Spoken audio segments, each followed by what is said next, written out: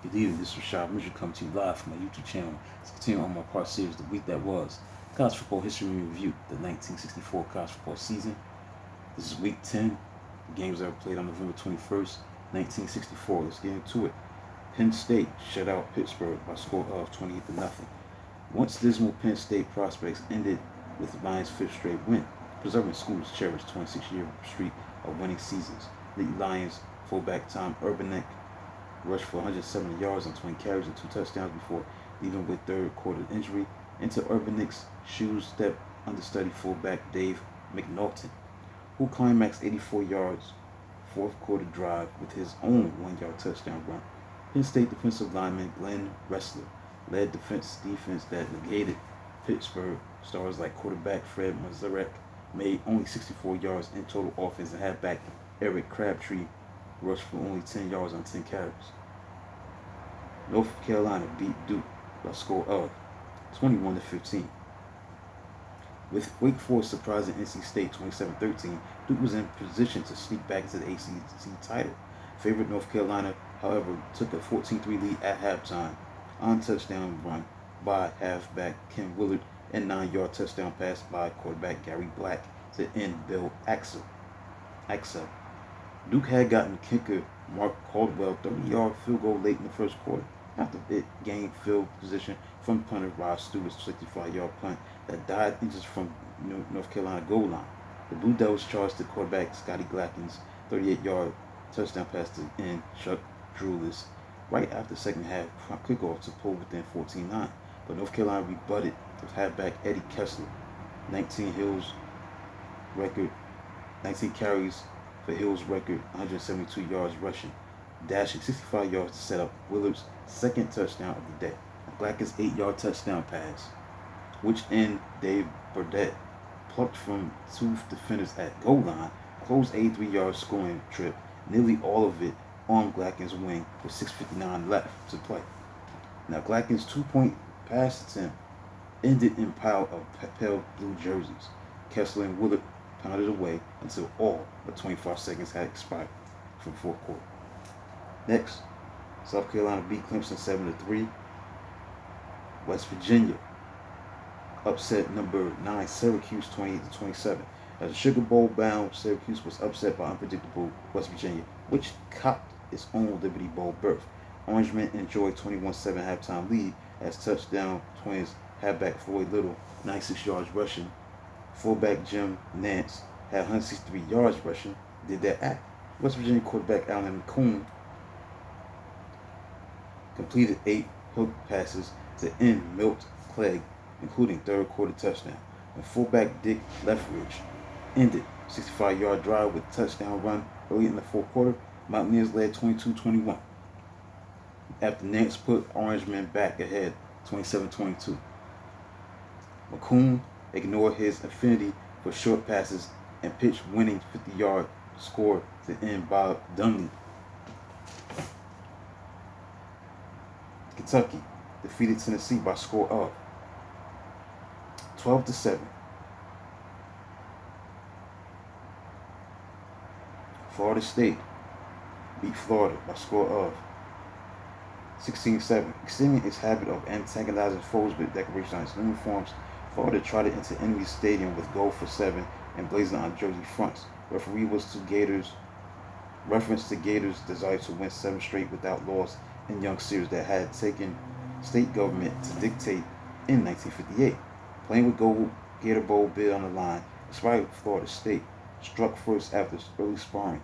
Seminoles quarterback Steve Tinsey lofted a 55-yard touchdown pass in the second quarter to wide receiver Fred Militenkov, who had 78 yards receiving on 2 catches and a touchdown, while maneuvered Gators defensive backs Allen Trammell and Dick Kirk, Nation's defenders on Nation's heretofore leading pass defense, to make twisting catch over his left shoulder inside the 10-yard line.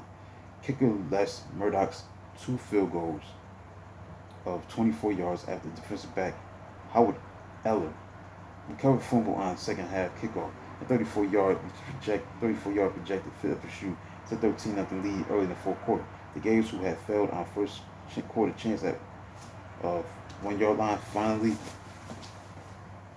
got on board in the fourth quarter when they went 76 yards to score. Halfback For Florida, Jack Harper caught wildly 35-yard pass from quarterback Steve Spurrier, and then, with 9 minutes left, ran over from 6-yard line. The Gators gambled unsuccessfully with onside kick, but it allowed Tennessee to throw 26-yard pass to set up Murdoch's 40-yard field goal with 6:48 remaining.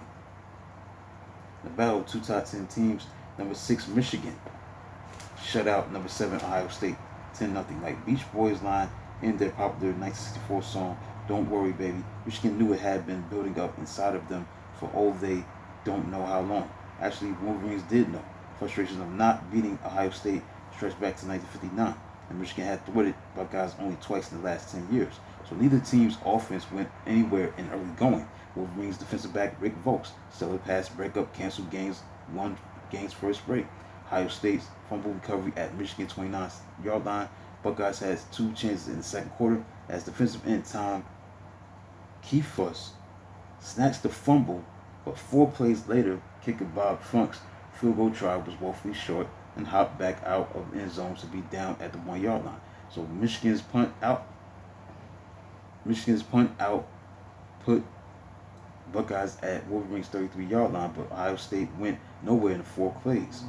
So in the last minute of the first half, the Buckeyes had back Bo Raines' fumble of Michigan punter Bob Kemp's 50-yard punt was encircled by Wolverines and John Henderson at Ohio State 20-yard line.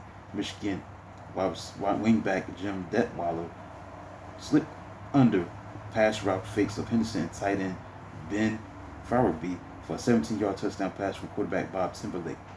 Kicker Timberlake's 27-yard field goal after Vokes' 26-yard punt return came in the second quarter and outscored to 10-0. Vokes' 2 interceptions in the fourth quarter sealed Michigan's win and its first trip to the Rose Bowl since 1950. Next, Purdue beat Indiana by a score of 28-22. Oklahoma played against Nebraska, where Oklahoma upset number 4 Nebraska by a score of 17-7. Disappointed, Oklahoma got first big win over Nebraska by using Huskers' power game. Despite end of its 16-game winning streak, Nebraska clinched second Big 8 title in 2 years as Missouri routed Kansas 31-14. But after spotting Sooners' 23-yard field goal in the second quarter, the Huskers snapped back with a 56-yard touchdown pass from quarterback Bob Churchich to end Freeman White. Oklahoma assaulted nation's top run defense with 24-play, 88-yard drive, fourth quarter touchdown, on which sub fullback John Kennedy had 88 yards on 19 carries and was running bellwether. Oklahoma was ahead 10-7 when Sooners defensive end Alan Baumgartner made a midfield interception, and halfback Larry Brown, who had 104 yards rushing on 12 carries, burst 48 yards to score, upset, clinching touchdown. Arkansas, the number 3 team in the country, shut out Texas Tech by a score of 17-0. Headed toward its first undefeated season in 55 years, Arkansas met scoreless resistance in the first half from Texas Tech, but the Razorbacks were forced twice to block field goals to maintain deadlock. Managing Hall's field goal blocking duties were linebacker Charles Daniel, and second half it was whole defensive line that got collective hands up. Razorbacks tailback Bobby Burnett capped 65-yard touchdown drive in the third quarter with scoring run, and Jerry Lamb swiped end zone pass to tight end from would-be Texas Tech interceptor. Now the Raiders halfback Donnie Anderson rushed 89 yards on 21 carries, and when junior halfback nabbed his 32nd reception of the season, he also tied Dave Park's school season receiving mark, which was set in both 1962 and 1963. Last but not least, Oregon versus Oregon State, where Oregon State upset number 10 Oregon by a score of 7-6. Now, Civil War swayed toward Oregon early as Beavers stumbled and fumbled. Late in the first half, Ducks marched 95 yards to halfback Dennis Keller's touchdown plunge, with key play coming on quarterback Bob Berry's 53-yard pass to end Corky Sullivan.